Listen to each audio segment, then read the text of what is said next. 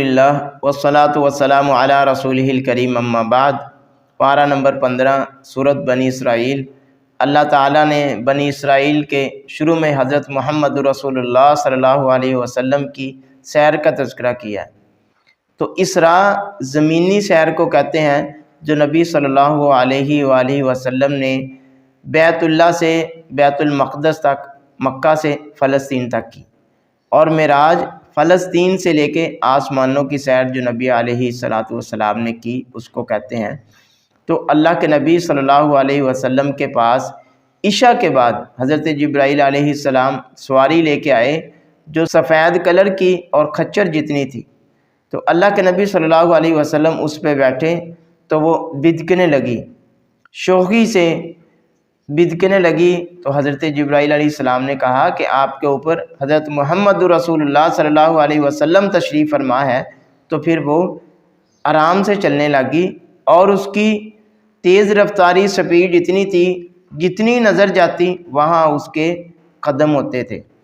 تو یہ نبی صلی اللہ علیہ وسلم کو عشاء کے بعد سے لے کے فجر سے پہلے تک اللہ کے نبی صلی اللہ علیہ وسلم بیت المقدس گئے، وہاں سے آسمانوں پہ گئے، وہاں سے واپس آئے، اور اللہ کے نبی صلی اللہ علیہ وسلم کا یہ فزیکلی واقعہ ہے۔ نبی صلی اللہ علیہ وسلم نے تمام نبیوں کو بیت المقدس میں جماعت کروائی۔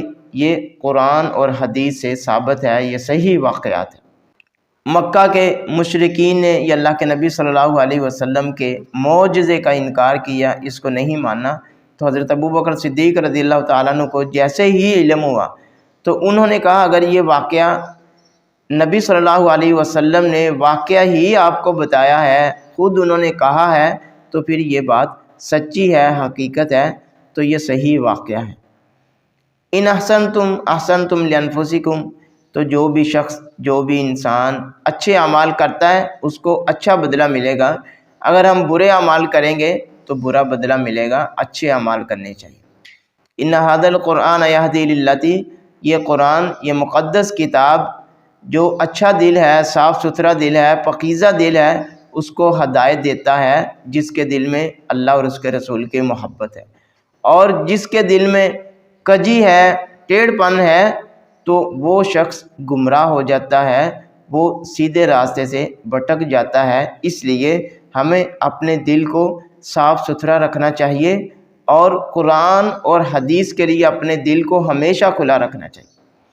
ہر انسان کا اعمال نامہ اس کے سامنے ہوگا، اس کے گلے میں ہوگا۔ کوئی بھی شخص وہ اچھا عمل کرے یا برے اعمال کرے، کل قیامت کے دن ہر انسان کو اس کا اعمال نامہ اس کے ساتھ ہوگا، دیا جائے گا۔ تو آخرت کو چاہنے والا، آخرت کی کوشش کرنے والا وہی انسان مومن ہے، وہی اچھا بندہ ہے، وہی مسلمان ہے۔ اور جو بندہ دنیاوی مفادات کو، دنیاوی چیزوں کو، دنیاوی آسائشات کو سامنے رکھتا ہے، دنیا میں لگا رہتا ہے، دنیا کی تگ و دو کرتا ہے، دنیا کی طمع اس کے دل میں ہے، آخرت کی پرواہ نہیں ہے، وہ شخص، وہ انسان مومن نہیں ہے۔ تو اس لیے مومن بننے کے لیے آخرت کا سوچنا، آخرت کی تیاری کرنا یہ لازمی عمل ہے۔ اللہ تعالیٰ کے ساتھ کسی دوسرے الہوں کی عبادت نہیں کرنی چاہیے، صرف اور صرف ایک اللہ تعالیٰ کی ہی عبادت کرنی۔ اور اللہ تعالیٰ نے اپنی عبادت کے ساتھ والدین کی اطاعت اور فرما برداری کا حکم دیا ہے۔ تو والدین کی خدمت کرنا، والدین کی اطاعت کرنا، والدین کی فرما برداری کرنا، ان کی بات ماننا جب تک اسلام کے مطابق ہو، یہ بہت ضروری ہے، لازم ہے۔ والدین کو تکلیف نہیں دینی چاہیے، والدین کو پریشان نہیں کرنا چاہیے، والدین کی ضروریات کا، والدین کی حاجات کا خیال رکھنا چاہیے، اور کوئی بھی ایسی بات، ایسا جملہ نہیں کہنا چاہیے جس سے والدین کو تکلیف ہو۔ وہ بوڑھے ہوں، وہ جیسی بھی عمر میں ہو، تو ان سے کوئی ایسی کلام نہیں کرنی جس سے ان کو تنگی ہو۔ اللہ تعالیٰ نے فضول خرچی کی طرف اشارہ کیا ہے۔ جو لوگ فضول خرچی کرتے ہیں وہ شیطان کے بھائی ہیں۔ تو شیطان فضول خرچی کرنے والوں کو اپنا دوست بناتا ہے، تو فضول خرچی سے بچنا ہے۔ اسلام نے میانہ روی کا حکم دیا ہے۔ بہت زیادہ کنجوسی بھی نہیں کرنی چاہیے، بخیلی بھی نہیں کرنی چاہیے۔ جہاں پیسے کی سہولیات کی اللہ تعالیٰ نے جو آپ کو دی ہے فراوانی، اگر اس کی ضرورت ہو تو وہاں استعمال کرنی چاہیے، اگر اس کی ضرورت نہیں ہے تو بیجا اس کو استعمال کرنا یہ فضول خرچی ہے، یہ گناہ ہے، اس سے بچنا ہے۔ وَلَا تَقْتُلُوا أَوْلَادَكُمْ خَشْيَةَ إِمْلَاقٍ، والدین کو چاہیے اپنی اولادوں کے بارے میں پریشان نہ ہو۔ اولاد کا رزق بھی اللہ تعالیٰ کے ہاتھ میں ہے، والدین کا رزق بھی اللہ تعالیٰ کے ہاتھ میں۔ تو اولاد کو کسی پریشانی کی وجہ سے قتل کر دینا، پیدائش سے پہلے قتل کرنا، پیدائش کے بعد قتل کرنا، یا ایسا کوئی بھی معاملہ کرنا، تو یہ اسلام نے منع قرار دیا ہے، یہ بہت بڑا گناہ ہے۔ ان کے رزق کی وجہ سے پریشان نہیں ہونا چاہیے۔ زنا، فحاشی اور ریانی اللہ تعالیٰ نے کہا اس کے قریب بھی نہیں جانا، تو ایسے ذرائع اسباب بھی نہیں ڈھونڈنے چاہیے جو زنا کی طرف لے جاتے ہوں، جو زنا کی طرف مائل کرتے ہوں۔ تو اگر ایسے ذرائع اور اسباب موجود ہوں گے تو انسان گناہ میں پڑنے کا خدشہ ہوتا ہے، اس لیے ایسے ذرائع اسباب سے بھی بچنا چاہیے، ان کے قریب بھی نہیں جانا چاہیے۔ وَلَا تَقْفُ مَا لَيْسَ لَكَ بِهِ عِلْمٌ، اور کوئی بھی ایسی بات نہیں کرنی چاہیے جس کا ہمیں علم نہیں ہے، وہ قرآن اور حدیث کی بات ہے یا دنیاوی بات ہے، جھوٹی گواہی ہے۔ تو اگر علم ہے، دلیل ہے تو وہ بات کرنی چاہیے، اگر ہمارے پاس اس کا علم نہیں ہے، دلیل نہیں ہے، تو پھر اس میں خاموشی اختیار کرنی چاہیے، رک جانا چاہیے، اپنی طرف سے جھوٹی باتیں نہیں کرنی چاہیے۔ اور اسی طرح تکبر، فخر، ولا تمشی فی الارض مرحا، زمین میں تکبر کرنا، فخر کرنا، اکڑ کے چلنا، تو یہ بہت بڑا گناہ ہے، یہ اللہ تعالیٰ کی چادر کو پھاڑنے کے مترادف ہے۔ تو تکبر، فخر سے، اکڑ کے چلنے سے، اس سے بچنا چاہیے، یہ بہت بڑے گناہ ہیں۔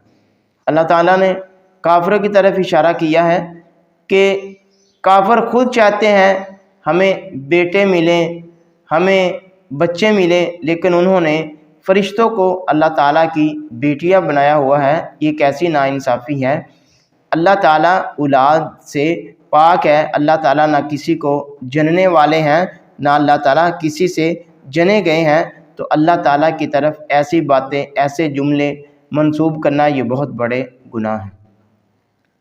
وَقَالُوا أَإِذَا كُنَّا عِظَامًا وَرُفَاتًا، تو اللہ کے نافرمان کافر کہتے تھے کیا جب ہم مر جائیں گے، ختم ہو جائیں گے، بوسیدہ ہڈیاں بن جائیں گے تو دوبارہ ہمیں اٹھایا جائے گا؟ تو اللہ تعالیٰ کہتے ہیں ہم نے پہلی دفعہ پیدا کیا ہے، اگر ہم پہلی دفعہ پیدا کر سکتے ہیں جب ہمارے پاس کوئی سکیچ نہیں تھا، کوئی تصویر نہیں تھی، تو دوسری دفعہ پیدا کرنا تو آسان ہے، اس لیے ہمارے لیے کوئی بھی مشکل نہیں۔ اللہ تعالیٰ نے مختلف نبیوں کو مختلف مقامات عطا کیے ہیں، کسی نبی کو کسی دوسرے نبی پہ فضیلت دی ہے مختلف اعتبار سے، تو یہ اللہ تعالیٰ کا فضل ہے۔ اللہ تعالیٰ کے عذابات سے ہر وقت ڈرتے رہنا چاہیے۔ افامنتم من یخسف بکم جانب البر، اللہ تعالیٰ کہتے ہیں کیا تم بے خوف ہو کہ اللہ تعالیٰ کا تم پہ ہر وقت عذاب آ سکتا ہے، ہر وقت اللہ تعالیٰ کے عذاب سے ڈرتے رہو۔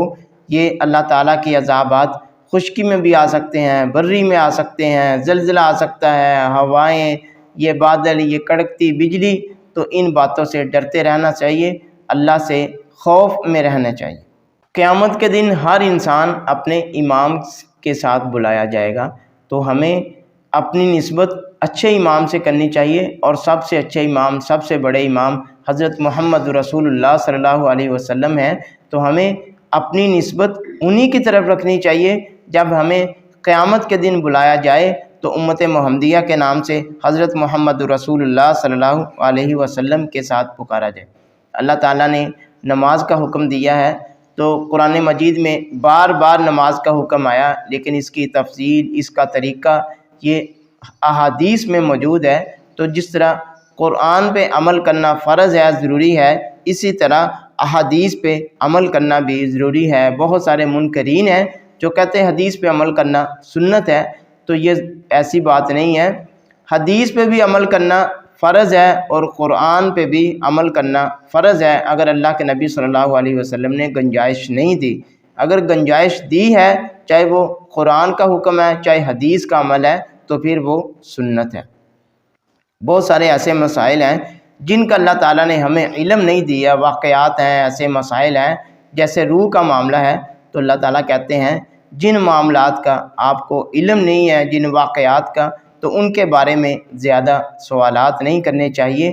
جس کا علم ہے وہ ٹھیک ہے، جس کا علم نہیں ہے، اگر اللہ تعالیٰ نے علم نہیں دیا تو اس پہ خاموشی اختیار کرنی چاہیے۔ اللہ تعالیٰ نے اس بات کی طرف اشارہ کیا جیسا کہ مکہ کے مشرک کافر کہتے تھے یہ نبی ایک انسان ہم پہ نبی بن کے آ گیا، تو اللہ تعالیٰ نے کہا اگر زمین میں رہنے والے فرشتے ہوتے ہیں تو ہم فرشتے کو نبی بنا دیتے، فرشتے کو نبی مبعوث کرتے ہیں، لیکن یہاں رہنے والے انسان ہے تو اس لیے ہم نے انسانوں میں سے ایک انسان کا انتخاب کیا ہے۔